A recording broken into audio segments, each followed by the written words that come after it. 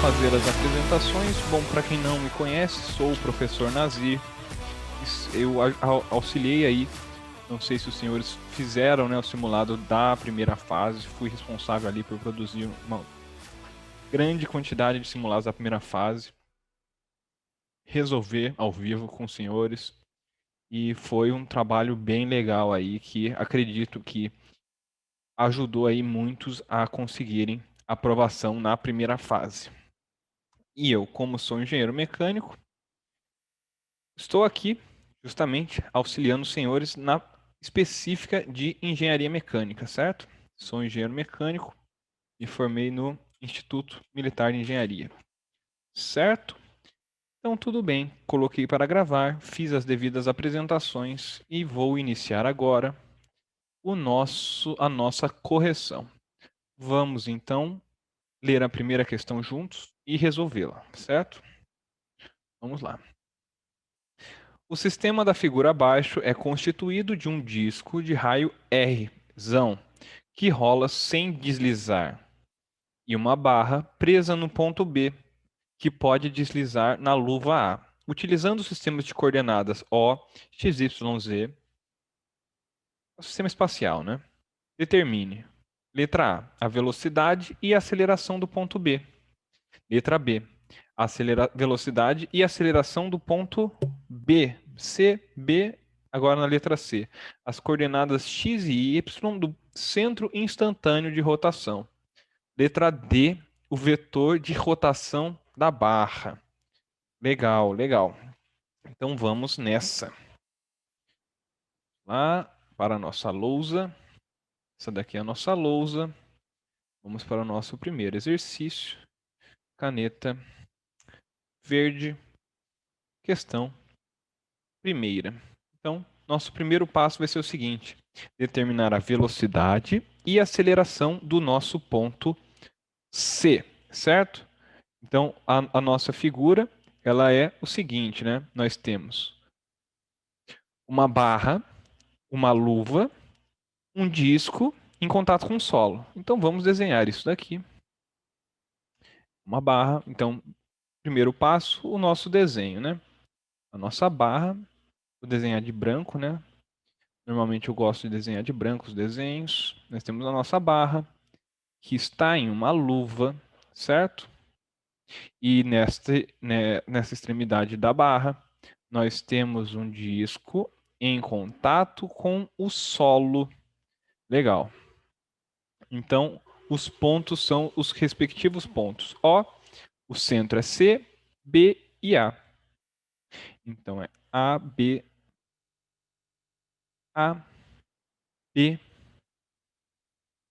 C, que é o centro, C, que é o centro, e O. Então, C e este ponto é o nosso ponto O. Nossa primeira questão, nossa letra A, foi justamente a velocidade e aceleração do ponto C. Então, vamos lá. 2. Vamos determinar, então, a velocidade de C. Lembrando aqui, tudo vetorial, certo? Então, vamos lá. Aqui, agora que eu lembrei, eu coloquei como background dessa vez um pequeno clipezinho dos tempos modernos. Eu normalmente colocava uma imagem, achei que ficou legal colocar um pequeno clipe. Acho que tempos modernos representa bastante aí engenharia mecânica. Tá bom. Então vou fazer o seguinte, para eu calcular a velocidade do ponto C, que é uma velocidade de um ponto que eu não conheço, eu vou escolher um ponto que eu conheço. Qual ponto eu conheço a velocidade? Bom, eu conheço a velocidade do ponto O. Por quê? Porque o nosso disco não desliza, certo? Então nós sabemos que a velocidade do ponto O é zero. Então, vamos escrever isso. Nós vamos calcular a velocidade do ponto C em relação ao ponto O. Então, a velocidade do ponto C é igual à velocidade do ponto O mais ômega vetorial R CO. Certo? Utilizando aqui simplesmente velocidade relativa, né? Tudo bem. Qual que é a nossa velocidade do ponto O? Bom, foi dito no enunciado. Nosso disco, ele se movimenta sem deslizar. Então, nossa velocidade do ponto O é zero. E agora nós vamos ter o seguinte, que a velocidade de C é ômega vetorial RCO. O nosso ômega é justamente, está nessa direção, né? Então, nosso ômega, ele é ômega módulo na direção K. Então, ele é um vetor aqui saindo do nosso quadro, certo? E o nosso RC, ele vai ser justamente este vetorzinho aqui. Então, nosso RCO, ele é menos R J chapéu. Então, é o produto vetorial de ômega K chapéu com menos R J chapéu, certo? Simplesmente aqui um produto vetorial, existem diversas formas de fazer, dá para fazer aqui só olhando, ou então faz a matrizinha, calcula o produto vetorial, faça aí da forma que achar mais conveniente, certo? Então, finalmente, calculando aqui o produto vetorial, é K, J na direção, a gente vai ter o nosso resultado na direção negativa de I. Então, nosso resultado vai ser menos ômega R na direção X. Então, representado pelo versor I chapéu. Tudo bem? Então tá. Ficou alguma dúvida até aqui? Vamos passar para a nossa segunda parte, que vai ser o cálculo da aceleração do ponto C. Bom, aceleração do ponto C, vou realizar o cálculo de maneira análoga. Bom, para calcular a velocidade, nós calculamos a velocidade de um ponto que nós conhecíamos. Então, agora a gente vai calcular a velocidade, a aceleração em relação a um ponto que nós conhecemos. Então, vamos lá. KJ dá positivo. KJ dá positivo, deixa eu ver aqui. Deu menos, mais RKJ. KJ aqui é positivo, é verdade. KJ, é isso mesmo. Aqui é positivo, né? O raio de C em relação a O. Então, é isso daqui, né? C em relação a O. É isso aqui. É isso mesmo, beleza. Então, deu isso aí. Boa, boa, boa. Então, a nossa aceleração do ponto C, vamos fazer o seguinte. A nossa aceleração do ponto C, nós vamos utilizar a aceleração do ponto O, mais a aceleração angular, né? Alfa, produto vetorial com RCO, menos ômega 2 RCO. Tudo bem? Então, essa daqui é a nossa componente tangencial, essa daqui é a nossa componente centrípeta e a nossa aceleração do ponto O, já sabemos. Então, vamos lá. Vamos pegar aqui. Então, como o nosso ômega ele é constante, o nosso alfa aqui vai dar zero. Qual que vai ser a nossa aceleração do ponto O? Bom, em O a gente vai ter a nossa aceleração centrípeta, né? Então, a C vai ser o seguinte. Ômega 2 R J chapéu e menos ômega 2 RCO é R J chapéu. Opa, a nossa aceleração do ponto C deu zero. Tudo bem? Então, agora aqui do lado eu vou para o nosso item B. Fizemos o item A, vamos para o item B. O item B é o seguinte. No item B, nós vamos calcular a velocidade e aceleração, mas agora vai ser do ponto B. Então, do ponto B vai ser o seguinte, a velocidade do ponto B, de maneira análoga à velocidade do ponto O, mais ômega vetorial R B O. Então tá.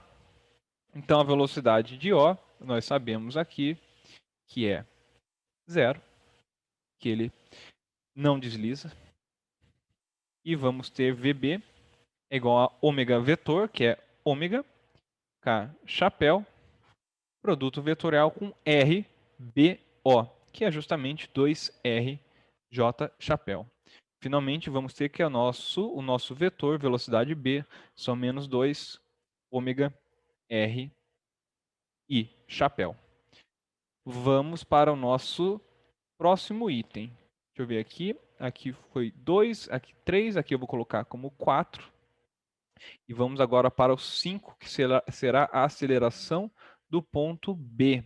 A aceleração do ponto B, nós podemos calcular de maneira análoga aqui, por isso que eu fiz até esse tracejado, que é um são resultados análogos, né? Então, vamos utilizar a aceleração do ponto O mais alfa, vetor, R, BO,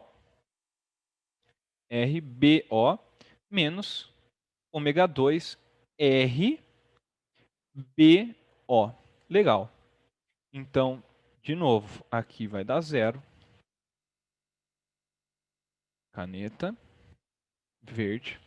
A aceleração do ponto B vai ser igual à aceleração do ponto O, que é, novamente, ômega 2 R J chapéu, menos ômega 2 RBO, são dois R's agora, certo? RBO, 2R J chapéu. Finalmente, temos que a nossa aceleração do ponto B vai ser menos ômega 2 R J chapéu, certo?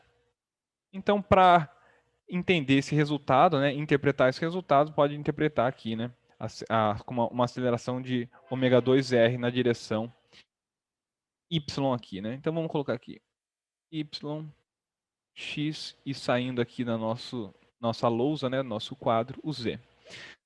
Tá certo. Então posso apagar aqui, tá tudo bem. Podemos passar para o item C. Mandem um OK aí, por favor. Ok, legal. Então estamos aqui. Passando agora para o item C. O item C diz o seguinte, para nós calcularmos a posição do centro instantâneo de rotação da nossa barra, certo? Vamos voltar ao enunciado, mostrar ele direitinho e vamos utilizar a teoria para determinarmos o centro. Só apagando aqui,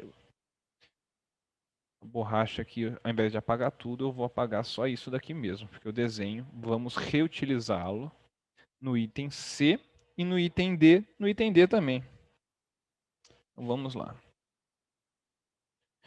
Apagamos, vamos para a nossa item C, as coordenadas x e y do centro instantâneo de rotação da barra. Certo, então nosso centro instantâneo de rotação da barra, vamos fazer o seguinte. Vamos pegar aqui a nossa caneta. Vamos para o item C. Então, nós vamos ter a nossa barra. E justamente aqui nós sabemos o quê? Nós sabemos dois pontos da nossa barra aqui, que é o nosso ponto A e o nosso ponto B. Tá? Para você descobrir qual que é o centro instantâneo de rotação, né? Já caiu isso no último simulado. Basicamente, é traçar as perpendiculares aos vetores velocidades em dois pontos distintos do corpo. Então, nós temos a nossa velocidade VB aqui.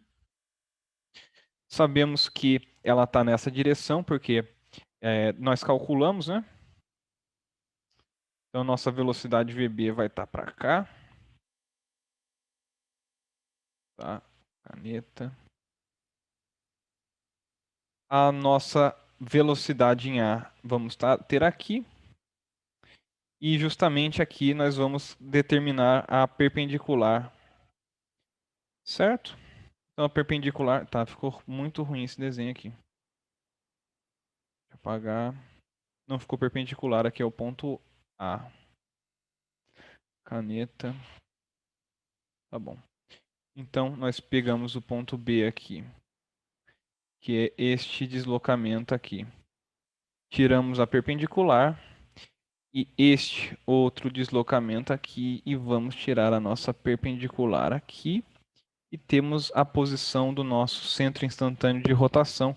Eu vou chamar de CI, de centro instantâneo de rotação. Tá? Centro instantâneo de rotação.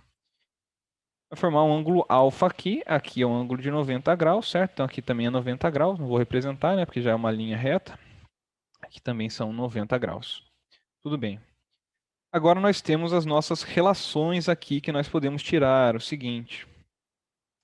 Aqui é alfa, aqui é 90 graus. Então aqui é 90 graus menos alfa, então aqui é alfa. Opa, interessante isso. Então voltando aqui ao desenho, nós podemos tirar algumas dimensões aqui. Nós sabemos que aqui são 4 R's e aqui embaixo são, vou colocar aqui para baixo, aqui embaixo são 3 R's, ou seja, é o nosso triângulo 3, 4, 5, certo? É o nosso triângulo 3, 4, 5. Então vamos lá. Sabemos aqui que é o nosso triângulo 3, 4, 5. Legal. A partir disso, nós já sabemos que o nosso cosseno de alfa são 3R sobre 5Rs, né? Ou seja, são 3 quintos. E o nosso seno de alfa são 4 quintos. Legal. Agora, com este resultado, nós podemos utilizar a relação trigonométrica no triângulo ABCI e determinar quanto é que vale a posição do nosso centro instantâneo de rotação. Então, aplicando aqui o seno do ângulo alfa, então vou colocar aqui. Este daqui é o item 5, foi o anterior, aqui é o 6. Então, este foi o primeiro passo. Nosso segundo passo dentro do item 6 vai ser aplicar a relação trigonométrica no triângulo ABCI. Legal. Então, seno de alfa no triângulo ABCI é igual a 5R, cateto oposto sobre a hipotenusa, né? Nossa hipotenusa aqui eu vou chamar de Y, tá? Então, 5R sobre Y. Só que o que são seno de alfa? Seno de alfa são 4 quintos, acabamos de mostrar aqui. Legal, então nosso Y são 25R sobre 4. 25R sobre 4. Então, a partir disso, nós podemos finalmente calcular a posição do centro instantâneo de rotação. Então, vamos vir aqui, olha só. Então, nós calculamos esta distância aqui. Nós temos que acrescentar o disco, que são 2 R's. Legal. Então, colocando a nossa origem aqui do nosso sistema no ponto O aqui, então vou colocar aqui Y, X, certo? Então, nossa posição do centro instantâneo de rotação em relação a esse sistema que a gente acabou de adotar aqui vai ser o seguinte. A nossa posição X é 0, ou seja, X é 0, e a nossa posição Y é 25 quartos de R's mais 2 R's, que é justamente esse comprimento, né, o diâmetro, né? Ou seja, finalmente temos que o nosso centro instantâneo de rotação, ele é 0, 4 vezes 2, 8, 5, 25, mais 8, vamos ter 33 R's sobre 4. Tudo bem? Posso apagar aqui, para apagar essa parte C aqui, para a gente passar para o item D? Mandem um ok aí, por favor. Tá. Então, fizemos o centro instantâneo de rotação. Determinamos a posição do centro instantâneo de rotação. E agora a gente vai para o item D, que ele pediu. Vamos ver o que é o item D. Não está anotado aqui no meu papel. Não anotei o que é o item D, mas vamos lá. Item D. Tá. No item D, ele disse o seguinte: o vetor de rotação da barra. Legal. Então, como que vamos determinar o nosso vetor rotação da barra? Então, item 7, item D. Então, a velocidade pode ser escrita como o vetor rotação que multiplica o nosso vetor raio, aplicando aqui no nosso discozinho, né? Legal. Então, nosso vetor rotação justamente vai ser o seguinte. O nosso VB nós determinamos anteriormente, que são menos 2 ômega RI, certo? Este é o nosso VB. Isto é igual a ômega. Bom, quanto que deu o nosso ômega? É o que a gente quer descobrir. Porque justamente a rotação vai estar na direção K. Então, eu vou colocar módulo de ômega como ômega na direção K. Este daqui com produto vetorial do nosso R. O nosso R é justamente o nosso centro instantâneo de rotação que está aqui, né? Nós acabamos de descobrir que a distância deste ponto B em relação ao nosso centro instantâneo de rotação eram os 25 quartos, certo? Porque a gente teve que somar 2 para dar 33. Então, são 25 quartos de R na direção J. Na direção J. Legal. Então, realizando aqui o nosso produto vetorial, nós vamos ter como resultado menos 2 ômega-r e é igual a 25 R sobre 4 ômega na direção I. Tudo bem, vamos fazer as simplificações. Então, justamente aqui, o nosso R cancela com o nosso R. E, finalmente, temos que o nosso ômega, que é a nossa velocidade, o módulo, né, da velocidade da barra, vai ser menos 8 ômegas sobre 25. Então, finalmente, nós podemos escrever vetorialmente que são menos 8 ômegas sobre 25 na direção K. Tudo bem? Se estiver tudo ok, eu peço que mandem um ok para passarmos para a nossa questão de número 2. Meu fundo verde aqui deu um problema aqui, mas deixa eu ver se consigo ajustar aqui. Não consegui ajustar, mas tudo bem. Mandaram ok, vamos então para a nossa questão de número 2.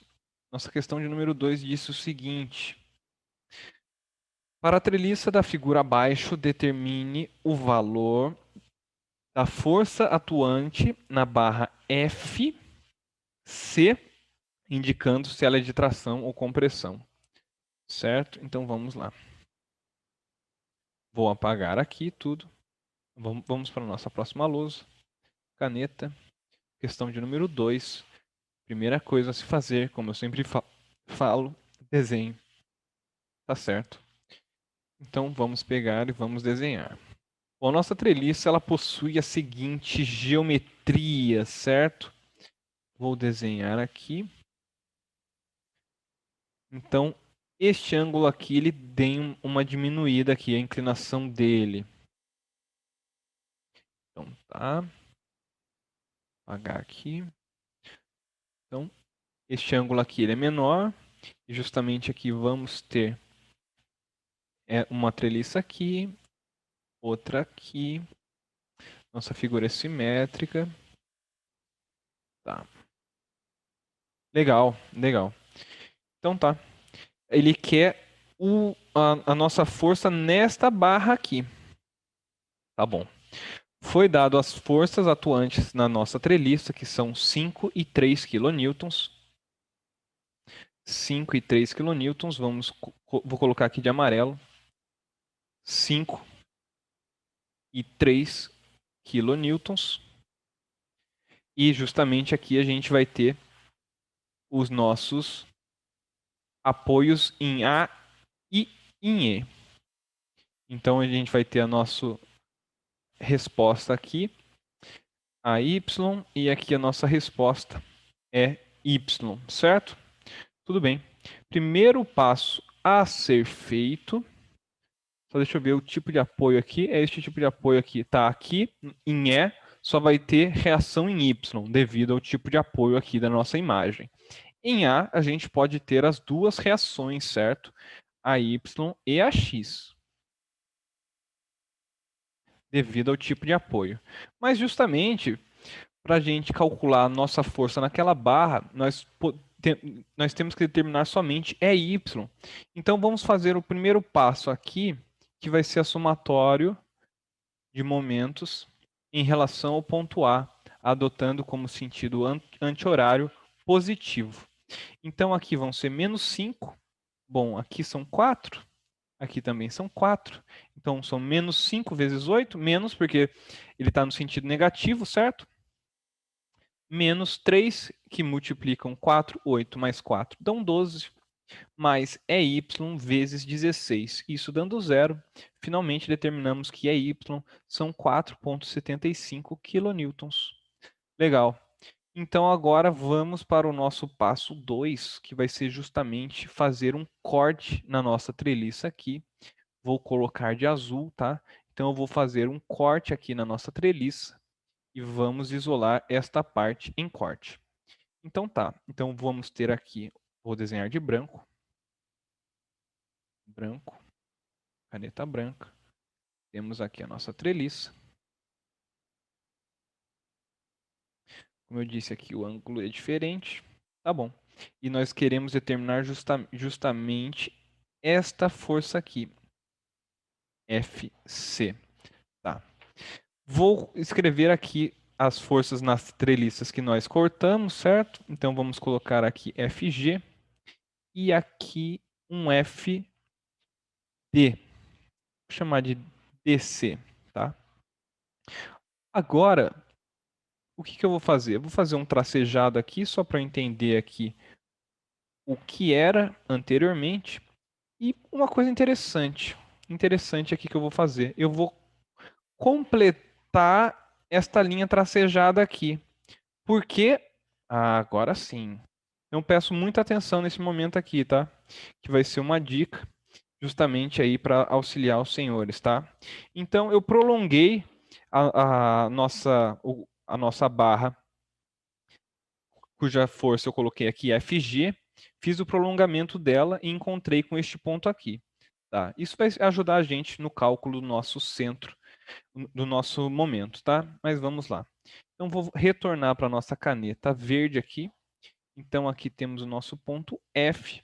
Aqui nós vamos ter 3 kilonewtons e aqui nós vamos ter 4,75 kilonewtons. Esta distância aqui eu não sei a princípio. Vamos calcular. Tudo bem?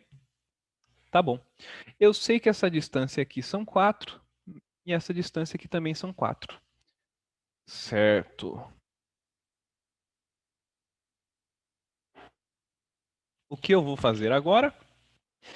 Bom, semelhança de triângulo. Semelhança de triângulo. Este X aí vai ajudar muita gente. Então, vou pegar este triângulo aqui, o nosso F, nosso ponto de aplicação, e este ponto aqui que eu vou chamar de O. Ele é semelhante ao triângulo, que é a metade, a nossa barra metade aqui da nossa estrutura, e o ponto O também, certo? Então, utilizando semelhança nesses dois triângulos, nós vamos ter o seguinte: 4 mais x, a nossa base, está para 8 mais x, que é a base do outro triângulo, assim como a nossa altura aqui, 4, está para a altura do outro triângulo, que é justamente 6. Finalmente, calculamos e determinamos x igual a 4. Legal. Muito interessante esse resultado. Então, vamos para o nosso próximo passo. Agora sim. Por que eu construir o prolongamento, justamente porque agora, quando nós calcularmos o somatório de momentos em relação ao ponto O, adotando como sentido anti-horário positivo, vai ser muito mais fácil de realizar esse somatório de momentos. E o resultado que a princípio parecia que ia ser algo difícil, vai sair em uma lousa aqui, tranquilamente, certo? Rapidinho aqui. Tá. Então nós vamos ter somatório de momentos em relação ao ponto O. Primeira força, menos 4,75. 4,75 vai tender a sentido anti-horário, né? Então, 4,75 vezes x, acabamos de determinar x, que são 4. Agora, o momento devido à nossa força de 3 kN. São 3 que multiplicam 4 mais x, que são 8. Agora, DC, o momento em relação ao ponto O é nulo, justamente por estar na mesma direção, certo?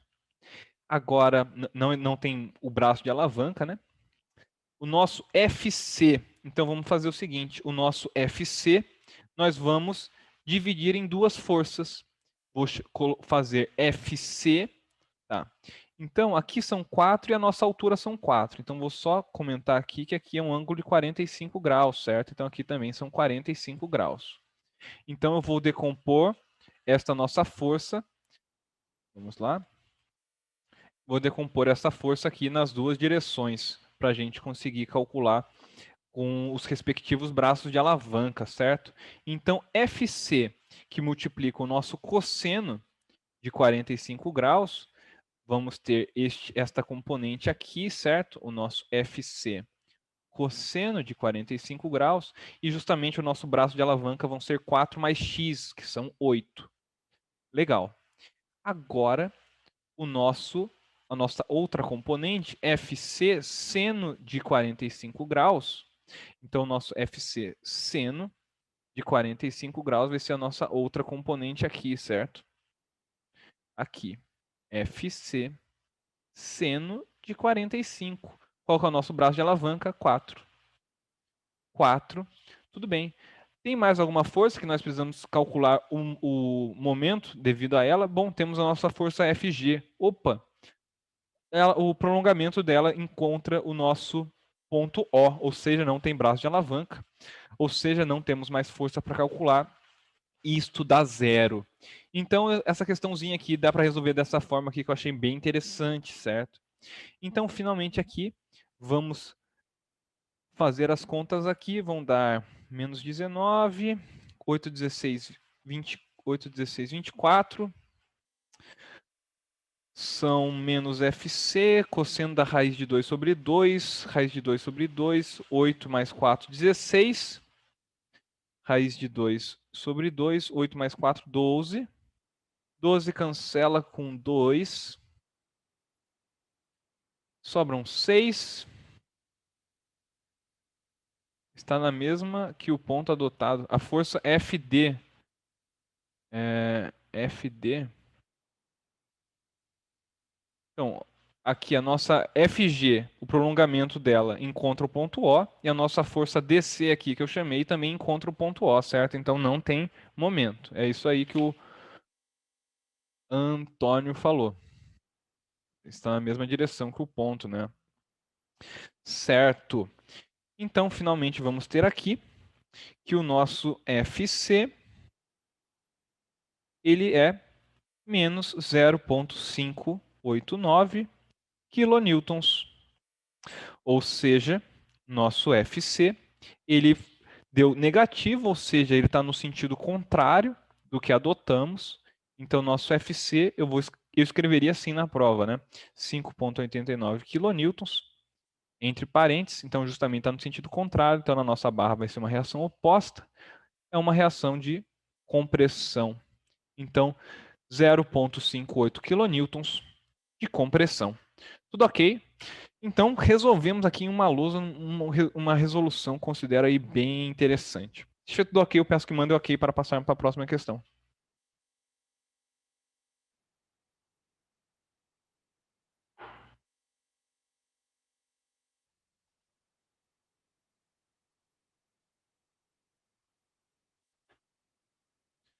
Certo. Vamos para a nossa próxima questão. Não, é compressão. É porque deu negativo, está no sentido contrário, é compressão. Então vamos para 2, item 2. Então, nossa questão de número 3 é a seguinte. Caiu na última prova, né? Para ver se as barras eram tração, compressão também. Interessante. Então, questão número 3 explica o que é a metalurgia do pó e quais as principais etapas deste processo. Tá. Então, nossa questão número 3, vou perguntar aqui, vocês querem que eu somente comente ou que eu escreva também? Fica o critério de vocês aqui que estão na correção ao vivo de escolher, tá? Então, vocês preferem que eu só comente ou escreva, o que fica mais fácil aí?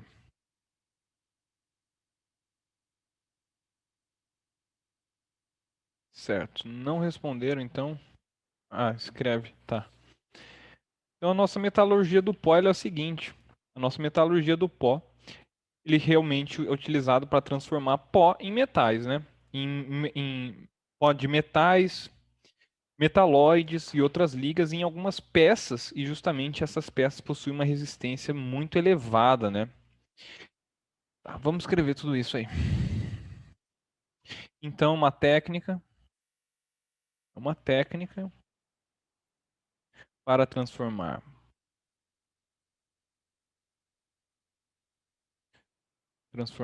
pó de metais,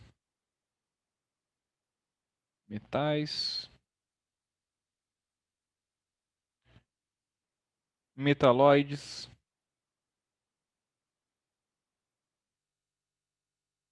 ou ligas metálicas em peças, componentes resistentes, utilizando somente pressão e compressão. A técnica utiliza somente pressão, justamente o pó vai ser comprimido a altas temperaturas e calor. Justamente ocorre ausência, certo, de fusão. O calor não é o suficiente para fundir a peça, certo? Tudo bem. Quais são as principais etapas do processo? Tá, então vamos lá. Demos uma breve explicação e vamos agora para as etapas. As etapas são o seguinte. Primeira etapa é a preparação do pó, certo? Então é a mistura dos pós. Mistura de pós. Nossa segunda etapa principal é a compactação. Compactação. E finalmente nossa terceira etapa é o aquecimento. Lembrando que não ocorre a fusão da peça, é simplesmente o aquecimento, certo? É o aquecimento controlado, né? Também conhecido como sinterização. Eu colocaria sinterização, tá? Que demonstra maior conhecimento do assunto. Tudo bem? Se estiver tudo ok, eu peço que mandem um ok para passarmos para a nossa questão 4. Então, isso daqui foi uma questãozinha teórica que normalmente cai, né? Então, são questõezinhas teóricas. Legal, vamos para a nossa questão de número 4 agora. Nossa questão de número 4 diz o seguinte. Cite e explique as 4 etapas do ciclo de um motor Otto, 4T. 4T são 4 tempos, né? Então, a gente vai explicar o processo. Uma questão muito importante, eu diria. Inclusive, aí, muito importante mesmo. Certo? Então, vamos para a nossa questão 4.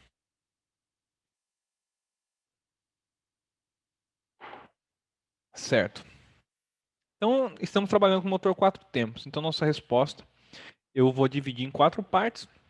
São os 4 tempos. Então, vamos falar de cada tempo de uma vez, começando pelo primeiro tempo, que é justamente a admissão. Bom, na admissão ocorre justamente o quê? Nosso pistão ele é deslocado do nosso, ele, nós temos o nosso pistãozinho, né? Vou desenhar aqui, nosso pistão. Eu colocaria só desenho, tá? Que já é suficiente, certo? Então nós temos os nossos pontos em que o nosso pistão ele trabalha, né? Que é o nosso ponto morto superior e o ponto morto inferior. Também existem outras nomenclaturas, né? Vou utilizar essa nomenclatura aqui, tá? Então, ponto máximo superior, ponto morto inferior, depende da literatura aí que você estiver estudando, certo? Normalmente esta é a abreviatura, né? PMS. Então vamos utilizar aí essa nomenclatura mesmo. Então o pistão ele é deslocado do PMS ao PMI. Justamente ele vem aqui para o mínimo possível, né? Com a nossa válvula, com a válvula de admissão aqui em cima aberta, justamente para ocorrer a admissão, né? Válvula de admissão aberta. E justamente vai ocorrer o quê? A mistura de ar combustível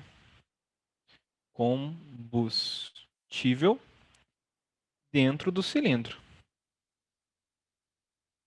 Tá. Justamente ocorre a admissão, porque a admissão ocorre por diferença de pressão. Daí eu até colocaria aqui, né, entre parênteses, né, pressão no interior do cilindro. Cilindro é menor que a exterior. Justamente quando ele vem para baixo, ele diminui a pressão, certo? Então vai tender a ocorrer a sucção, né? Então temos a admissão. Seria isso aqui o que eu escreveria. Legal. Então agora vamos para a nossa segunda etapa do nosso motor 4 tempos, que é a compressão. Então admitimos o nosso combustível, vamos para a nossa compressão. Justamente agora a nossa válvula é fechada, válvula de admissão é fechada e o cilindro se desloca de PMI a PMS, ocorrendo a compressão, né? Comprimindo a nossa mistura ar-combustível. Tudo bem. Um pouquinho antes dele atingir o ponto máximo superior, né? Ocorre o quê? Ou então também conhecido como ponto morto superior, já comentei, né? Depende aí da literatura.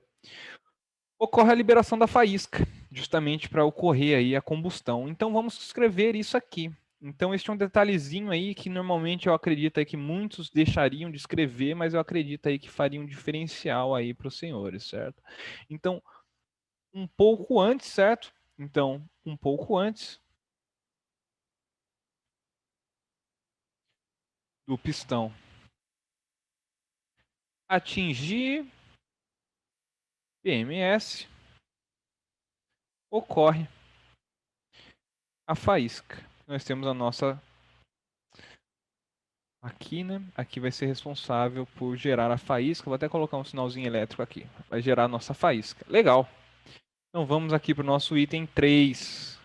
Então, admitimos comprimindo, admitimos combustível, fizemos a compressão, agora nós vamos ter que fazer o que? A expansão, certo? Terceira etapa, expansão. Na expansão, vamos ter o seguinte. Devido à faísca, certo? Vai ocorrer a expansão dos gases, certo? Vai ocorrer a produção de gases. A nossa pressão aumenta devido à combustão. Então vamos escrever isso aqui. A nossa pressão aumenta. Caneta. A nossa pressão aumenta. Aumenta devido à produção dos gases.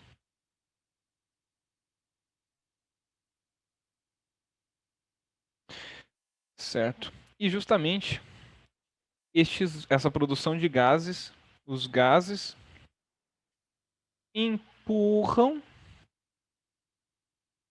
o pistão de PMS a PMI. Legal. Justamente realizando o trabalho, né? Vou colocar aqui. Realizando trabalho. Então aqui está o nosso ponto, né? Nosso motor vai realizar trabalho neste instante aqui, certo? Com a expansão de volume e redução da pressão. Legal. Então vamos para a nossa quarta etapa agora. Vou tentar escrever a quarta etapa aqui em cima, tá? Sei que vai ficar fora de sequência, mas eu acredito que termos a nossa lousa completa aqui é mais interessante do que apagar tudo e colocar só o item 4, que é a nossa última parte, né? Então fizemos admissão, compressão, expansão e finalmente vamos ter o escape dos gases, né? Então o escape vai ser justamente o quê? Então nós acabamos de deslocar na expansão o nosso pistão até PMI. Justamente agora, o nosso pistão ele vai se deslocar de PMI a PMS com a válvula de escape. Agora é outra válvula, né? Então isso que eu acho importante, né? Diferenciar a válvula de admissão de válvula de escape também, não simplesmente escrever válvula, certo? Válvula de escape aberta, que é a nossa outra válvulazinha aqui, onde vai ocorrer o escape. Aberta. Justamente agora, os gases queimados são expelidos do cilindro. Tudo bem? Então, se estiver tudo certo, eu peço que mandem um OK para passarmos para a nossa próxima questão. Esse OK foi de agora? Tá bom, chegou OK aqui, vamos para a nossa próxima questão. Então, explicamos todo o processo do motor. Considero essa questão aqui importantíssima, tá? Importantíssima mesmo. Então, se tiver que decorar alguma coisa, decore aí em relação ao ciclo de um motor. Eu acho aí que é uma coisa aí muito importante, tá? Principalmente os engenheiros mecânicos devem saber isso aí de cor, certo?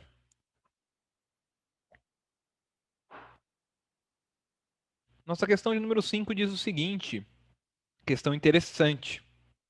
Um reservatório esférico com 5 metros de diâmetro, feito de aço, possui uma espessura de parede de 10 milímetros. Aí já começa já. Eu sempre falo, a gente está fazendo uma prova de engenharia. Normalmente costumo falar isso na nossa primeira fase também. Uma prova de engenharia. Acabou de ser dito aqui que o nosso diâmetro externo é de 5 metros. Então, o reservatório tem 5 metros de diâmetro, né? E a espessura da parede são 10 milímetros. Isso significa o quê? Que estamos trabalhando com um reservatório de paredes finas. Justamente podemos realizar todas as considerações de paredes finas, justamente pela comparação, né? Entre a espessura e o nosso raio. Nesse caso foi dado diâmetro, mas justamente aí temos essa relação, né? Determine a máxima tensão normal e a máxima tensão de cisalhamento, se a pressão interna for de 400 kPa. Legal. Então, esta questãozinha aqui, ao invés de simplesmente jogar as fórmulas, vamos fazer o seguinte. Vamos demonstrar a fórmulazinha. Então, vamos fazer um parênteses aqui e fazer a análise de reservatório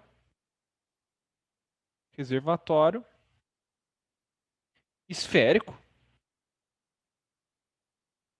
de paredes finas. Opa, tá bom? Então vamos fazer o nosso desenho, vamos fazer toda a análise em cima disso. Então ele está sob pressão. Então se eu pegar um elemento aqui do nosso reservatório, então devido à simetria do problema, vamos ter a nossa tensão aqui igual, certo? Nessas direções. Legal. Tá. Então eu vou chamar aqui de tensão principal σ1 e tensão principal σ2. Σ1 e σ2 são iguais, né? São as nossas pressões principais. Legal. Então agora eu vou fazer o seguinte, eu vou seccionar o nosso reservatório. Então agora vamos seccionar o nosso reservatório. Então estou fazendo aqui a nossa vista seccionada. E tudo bem. Então nós vamos ter o seguinte, que ele está submetido a uma pressão interna P. Então vamos colocar aqui que é a pressão vezes a nossa a nossa área interna, né? Nossa pressão está dentro do nosso reservatório, né? Então aqui é o nosso R interno, P, que multiplica πr ao quadrado, é igual à nossa força, F. Opa, legal. Então temos a nossa força F. Só que o nosso reservatório reage com uma tensão sigma. Qual que vai ser a nossa tensão sigma? Então temos a nossa tensão uniformemente distribuída, sigma. Então a nossa força F também é igual a sigma, que multiplica esta área aqui, que é a nossa área de material, certo? Eu vou achurar o nosso material aqui de amarelo. Então, temos essa área aqui. Legal. Então, vai ser o seguinte, qual que é esta área?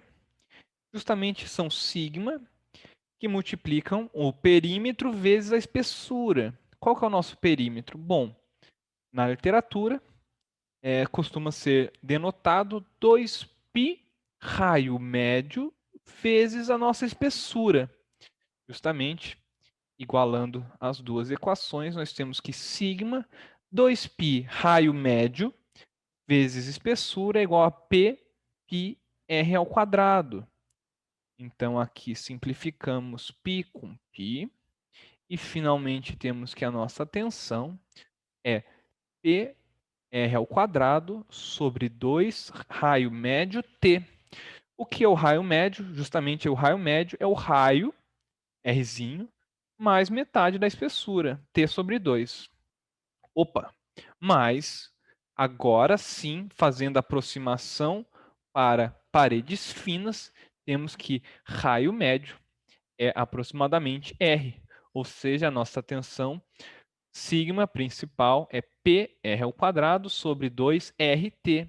Cancela R com R e temos finalmente que a nossa tensão principal em vasos esféricos de paredes finas é PR sobre 2T.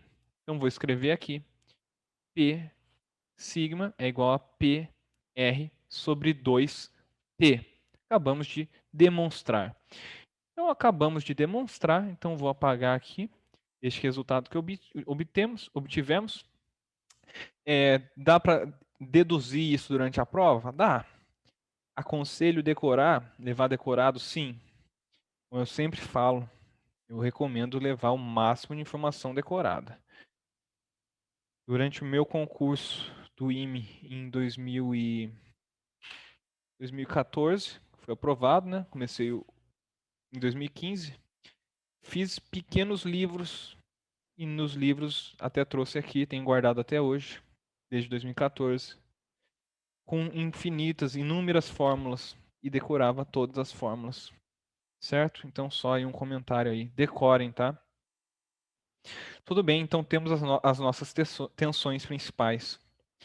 Justamente, né, porque a nossa relação T por R, qual que é a nossa relação de espessura e raio, né? A nossa espessura T são 10, certo? E o nosso raio, foi dito que o diâmetro são 5 metros, ou seja, 5.000 milímetros, menos a nossa espessura, né? T são 10, ou seja, essa relação aqui são 10 sobre 4.000. 4.000 aqui são divididos por 2, isso aqui é o diâmetro, né?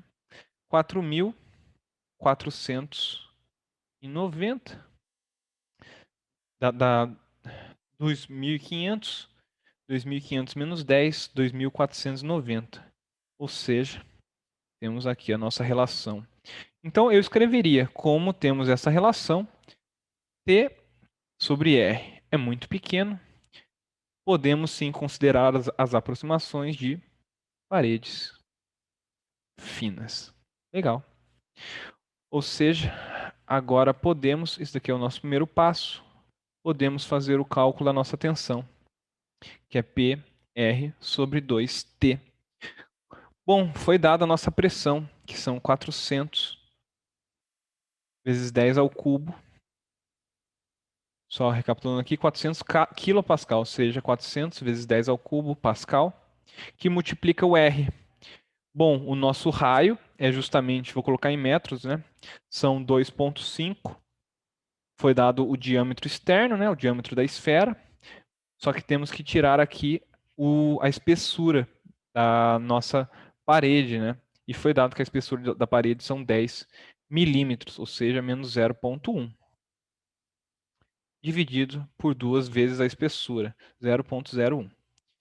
Finalmente, temos como resultado 48, 49,8 megapascal. 49,8 megapascal. Legal. E como determinar a tensão de cisalhamento? Bom, tensão de cisalhamento aqui. Você pode desenhar aí o círculo de Mohr. Vai ter aqui. Certo? A gente tem uma das tensões principais, deu 49,8. A nossa tensão de cisalhamento máxima vai ser justamente este raio do círculo de Mohr, que é justamente a nossa tensão principal, dividido por 2, ou seja, 49,8, dividido por 2, que são 24,9 megapascal. Tudo bem? Então fizemos uma resolução aqui bem legal. Ao invés de simplesmente jogar aqui, demonstrei de onde que vem a fórmula, tá? Durante a prova, já sabe a fórmula, faz o seguinte, escreve aqui, é de paredes finas, por causa disso. Então, posso usar essa fórmula. E calcula. Tudo bem? Se tiver tudo certo, peço que mandem um OK para passar para a nossa questão de número próxima. Não estou sem os números das questões aqui.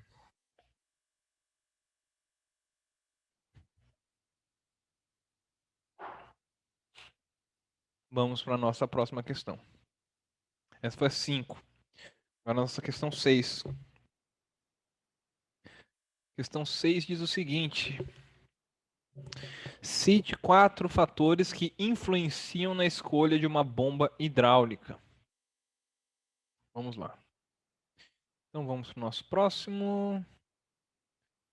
6. Caneta. Questão 6.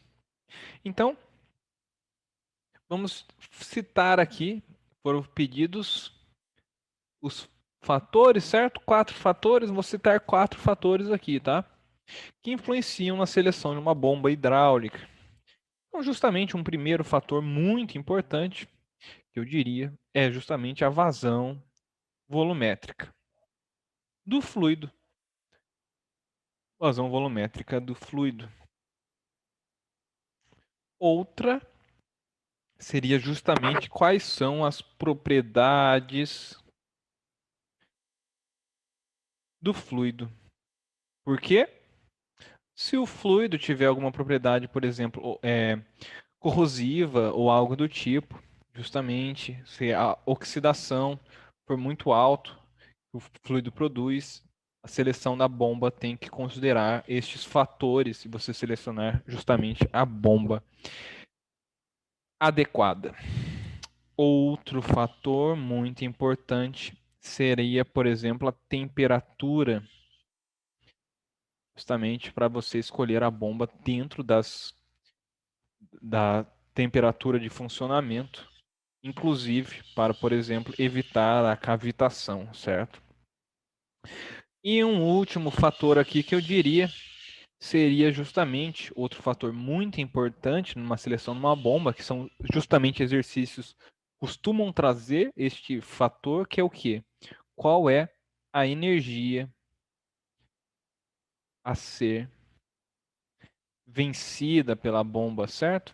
Justamente aquela energia cinética, mais energia potencial, mais a pressão, mais a perda de carga ao longo do comprimento. Então, este cálculo da energia justamente é fundamental. Tudo bem? Então, se estiver tudo ok, eu peço que mandem um ok para passarmos para a nossa próxima questão. Variação de vazão. Sim, valeria, né? Variação de vazão. Estaria dentro de vazão volumétrica, por exemplo. Seria aceito sim, eu aceitaria, certo? Então vamos para nossa questão de número 7. Uma questão aberta, né, dissertativa, né? Então justamente aí algo que teve a ideia da resposta é considerado, certo? Não é necessariamente exatamente o que eu estou escrevendo aqui, né?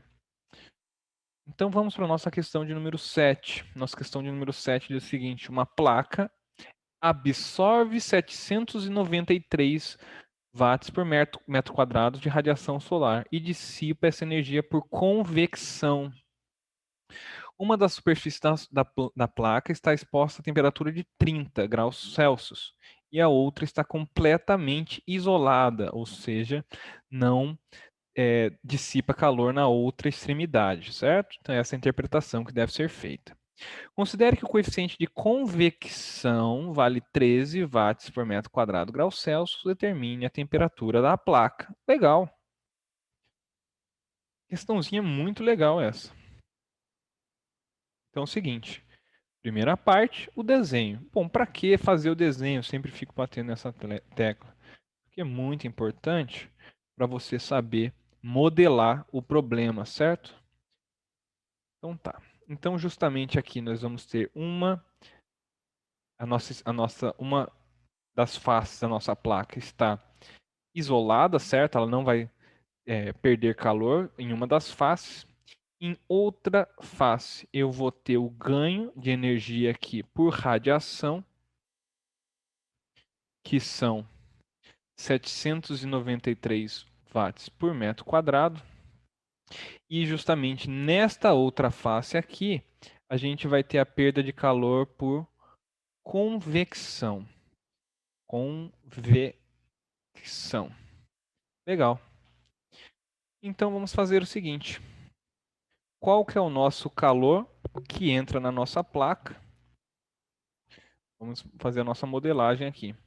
Bom, para a gente fazer o cálculo da convecção, vamos fazer o seguinte, convecção. Que ponto vai ser justamente o que? O Hzinho, que foi dado no nosso problema. Hzinho, que é o nosso coeficiente de convecção, 13 watts por metro quadrado grau Celsius. Então, nosso Hzinho que multiplica a nossa diferença de temperatura, que vai ser justamente a temperatura da placa, menos a temperatura ambiente. Legal. E foi dado que a temperatura ambiente são 30 graus Celsius. Tudo bem. Então, basicamente aqui, simplesmente o que nós devemos fazer é substituir os nossos valores numéricos e vamos achar qual que é a nossa temperatura da placa, né? Então, 793 é igual a Hzinho, que são 13, multiplica a temperatura da placa, menos 30. Finalmente, temos que a nossa temperatura da placa vai ser 793 sobre 13 mais 30. Ou seja, nossa temperatura da placa são 91 graus Celsius. Então, nossa placa aí, justamente uma temperatura maior do que a temperatura ambiente, perdendo calor ali por convecção. Faz todo sentido físico aí, né? O nosso resultado.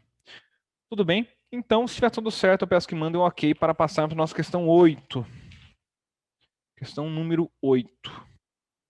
A nossa questão número 8 é a seguinte. Questão número 8, outra questão de conta.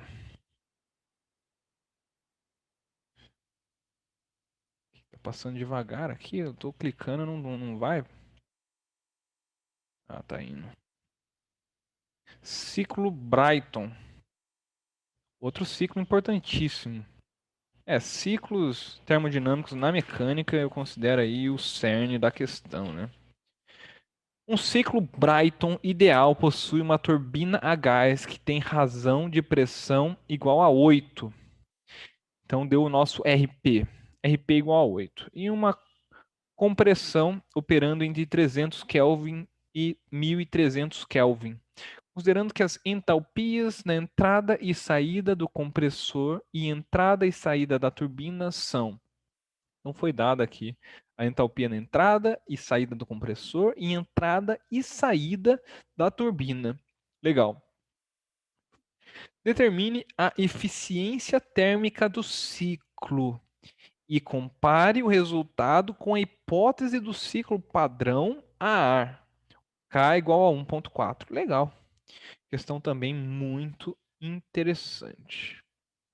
Então vamos aqui para a nossa questão de número 8, de ciclo Brighton. Então, primeira coisa que eu vou fazer novamente vai ser o nosso desenho. Então, o nosso desenho do nosso ciclo. O ciclo Brighton, eu gosto de desenhar ele T por S. No diagrama T por S, nós temos as seguintes curvas do ciclo Brighton. Tá.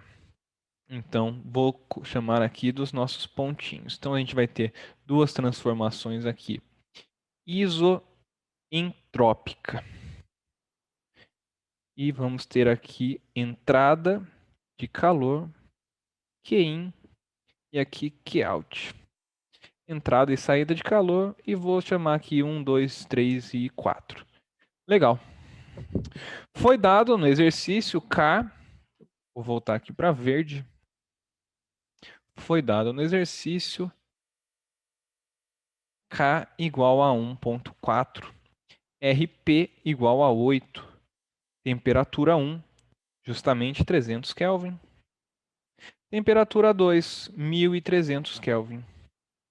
Foi dadas as entalpias de entrada e saída do compressor e da turbina, certo? E, então, nós vamos ter que H1 são 300 kJ por quilograma. H2 são 544 kJ por quilograma. H3 são 1.396 kJ por quilograma. E o nosso H4 são 789 kJ por quilograma. Opa! Finalmente podemos calcular a eficiência do ciclo, que é justamente o trabalho do ciclo, sobre o calor que entra, Qin. Qual que é o nosso trabalho do ciclo? É justamente o trabalho da turbina menos o trabalho do compressor. E qual que é o nosso Qin? É a entalpia no ponto 3 menos a entalpia no ponto 2. Então, nosso rendimento ele vai ser a variação de entalpia na turbina menos a variação de entalpia no compressor. Então, é justamente H3 menos H4 menos H2 menos H1 sobre H3 menos H2. Ou seja, o nosso rendimento são 1.396 menos 786 menos 544 menos 300 sobre H3, que são 1.396 menos H2, que são 544. Ou seja, o nosso rendimento é de 0,426, que são 42,6%. Legal. Só que, além disso, foi pedido para fazer a comparação com o ciclo Brighton utilizando o ar padrão com K igual a 1.4. E o rendimento Brighton, nessas condições, pode ser explicitado da seguinte maneira: 1 menos 1 sobre RP, que é a nossa razão de compressão, elevado a K menos 1 sobre K. Esta fórmula já caiu em simulados anteriores e eu já recomendei que decorassem, né? Então, reforço aí. Decorem, tá? Razão de compressão são 8. K menos 1, 1.4, menos 1 sobre 1.4. Ou seja, finalmente temos como resultado 0.448, que são 44,8%. Então, justamente aí, realizamos todos os cálculos necessários. Se tiver tudo ok, eu peço que mandem um ok para passarmos para a nossa questão de número 9.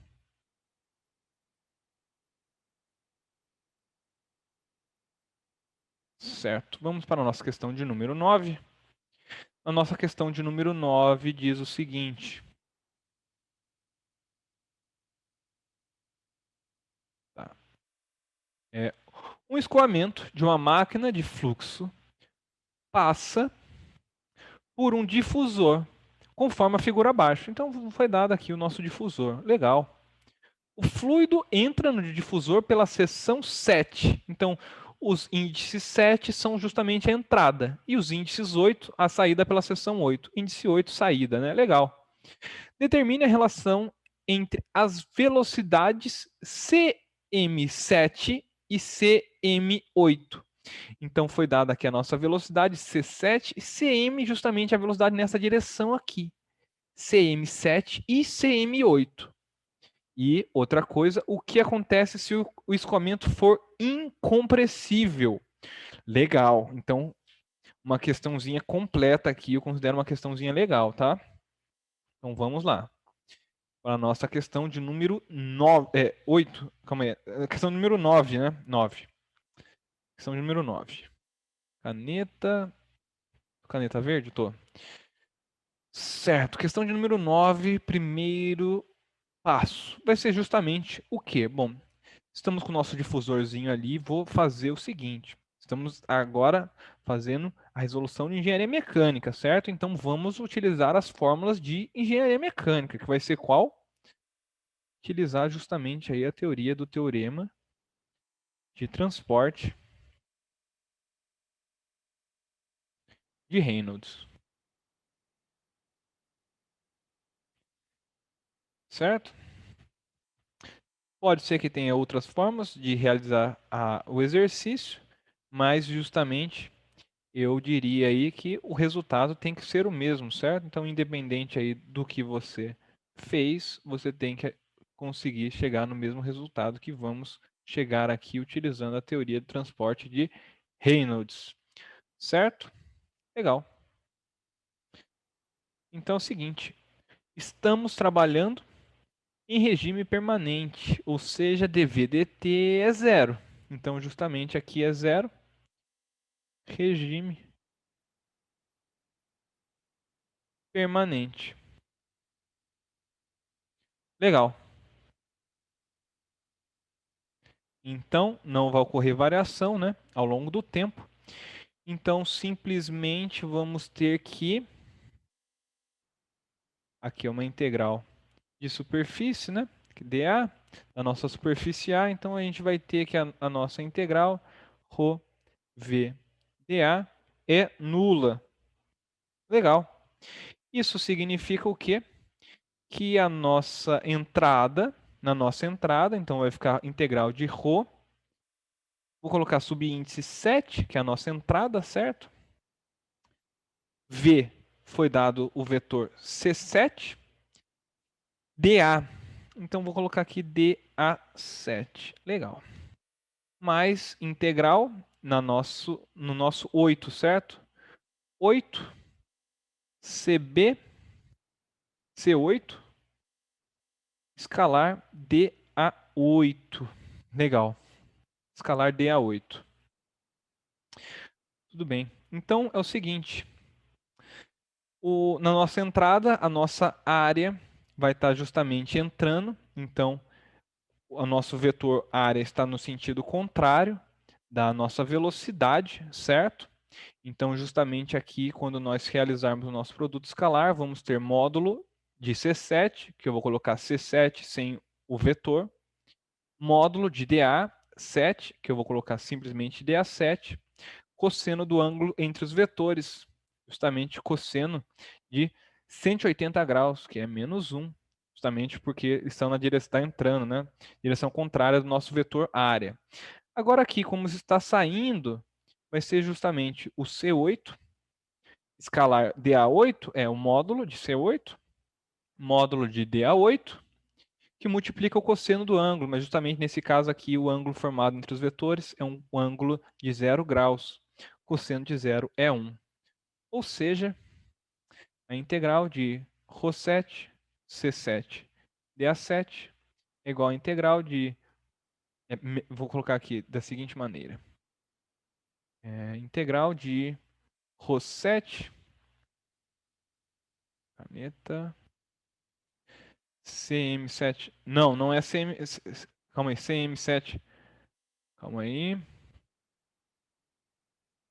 Ah, sim, é isso mesmo, é CM7, que quando a gente faz o produto escalar ali, é justamente CM7, CM8, é isso mesmo. Caneta CM7, CM8. Boa. Então a gente vai ter aqui menos ρ7, CM7, dA7. Integral de dA7 vai ser justamente ρ constante, CM7 também, dA7 vai dar A7. A7 mais ρ8, CM8, A8. Estudando zero. Ou seja, podemos escrever a nossa área, foi dado o desenho, né? O nosso desenho foi dado aqui. As dimensões, eu vou chamar das seguintes dimensões. Deixa eu ver aqui como que foi dado. B7, B8, né? Vamos lá. Então aqui é o nosso B, aqui eu vou chamar de uma espessura T. Então vamos ter aqui menos Rho7, CM7, que multiplica o nosso A7. Vai ser B7T mais Rho8, CM8. O nosso A8 é justamente B8T, isso dando zero.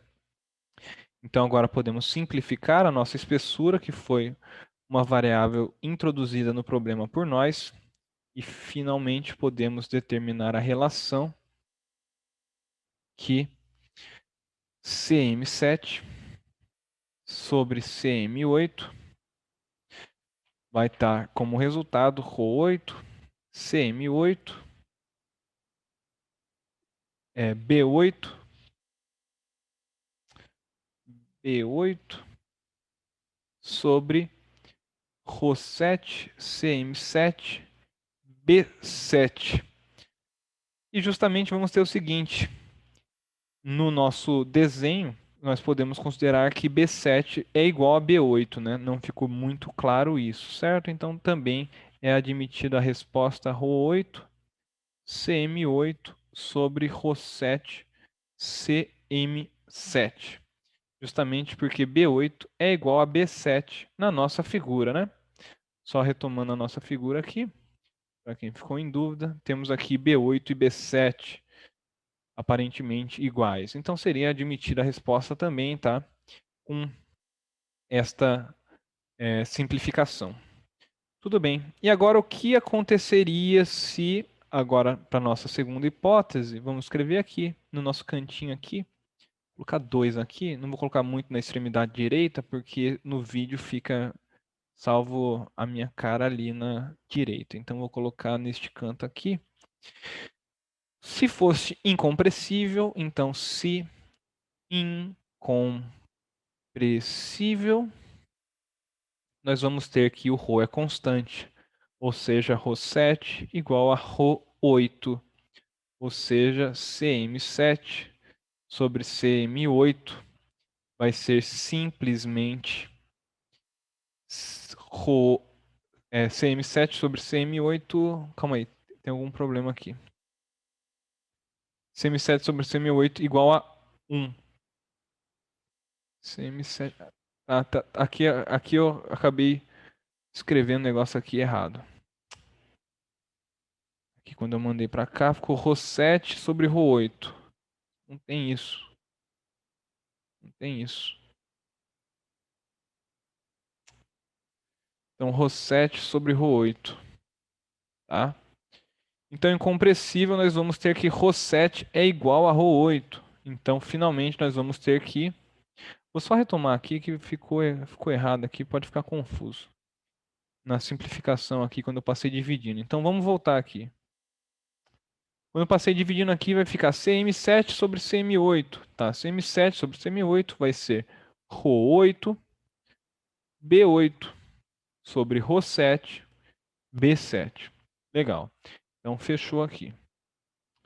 Também, como comentando novamente, pode simplificar aqui B8 com B7, tá? Também admitida a resposta ρ8 sobre ρ7. Agora, se ele for incompressível, ρ7 igual a ρ8. Ou seja, ρ7 é igual a ρ8. Isso daqui igual a 1. Ou seja, cm7 sobre cm8 é igual a 1. Ou seja, cm7 igual a cm8. Melhor, vou colocar dessa forma. cm7 é igual a cm8. Tudo bem? Se estiver tudo ok, eu peço que mande um ok aí, então. Então, utilizamos o teorema do transporte de Reynolds. Fizemos nosso produto escalar. Ou seja, o produto escalar se decompõe a nossa velocidade na direção perpendicular, na outra direção. A nossa direção na direção área é cm7.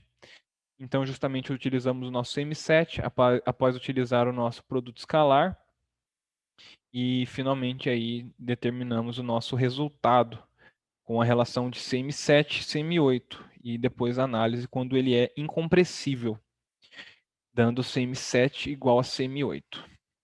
Então mandaram ok, vamos passar então para a nossa última questão. Última questão, questão teórica. Legal. Questão de número 10 diz o seguinte: com relação à têmpera superficial, responda. Cite 2 motivos que se prefere o endurecimento superficial sobre o total. E B, cite os 2 processos utilizados na têmpera superficial. Então, por que que utiliza a têmpera superficial ao invés da têmpera total? Então, vamos dar aqui alguns motivos. Questão 10. Primeiro, um dos motivos, justamente como já pode ser percebido, né? A dificuldade das devidas dimensões das peças, né? Principalmente quando as peças são muito grandes. Então, vamos colocar aqui dificuldade de fazer o procedimento total, fazer o processo total em peças grandes, de grandes dimensões, certo? Outras é o seguinte: quando você endurece uma peça completamente, ocorre a possibilidade de endurecer pontos críticos, certo? Áreas críticas, que pode ser indesejável, certo? Então vamos colocar aqui. Quando você faz o processo total, você pode endurecer áreas críticas. Outro motivo, certo, é a utilização, vamos lá, de aços mais econômicos seria um outro motivo. Vamos escrever então utilização de aços mais econômicos. E outro, justamente porque faz o processo superficial ao invés do total, é justamente no processo somente superficial ocorre uma melhor precisão dimensional. Quando mexe com a peça toda, fica mais complexo. E justamente o nosso item B pediu 2 processos de têmpera superficial, certo? Então, 2 processos de têmperas vão ser o seguinte: uma têmpera por chama, têmpera por chama, ou então uma têmpera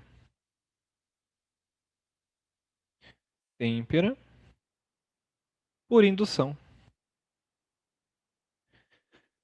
Certo? Então, se estiver tudo ok, eu peço que mande ok para eu fazer as considerações finais aqui do nosso simulado de número. Nosso simulado de hoje. Tudo bem? Certo, mandaram ok, vou fazer as considerações finais então. Então, certo. Então, fizemos a resolução do nosso simulado, que foi aplicado hoje, completo. Resolvemos hoje. Foram questões muito boas, certo? Questões algumas simples e outras não tanto, mas justamente aí considero todas num nível legal e que poderiam cair nesse nível aí na prova, certo? Então peço muita atenção, se errou alguma coisa, refaça e compreenda seu erro e a prova está chegando, certo? Então desejo a todos aí boa sorte. Justamente aí o pessoal consegue perceber que houve uma diminuição na quantidade de alunos ao vivo, justamente porque infelizmente aí alguns não conseguiram passar, certo? Mas justamente aí estamos aí continuando estudando, o pessoal aí está estudando forte, parabéns, e vai dar tudo certo, só manter esse ritmo de estudo, né? Então é isso, pessoal, muito obrigado a todo mundo que assistiu, acompanhou a nossa correção até agora. Bons estudos e até a próxima. Valeu! e tchau.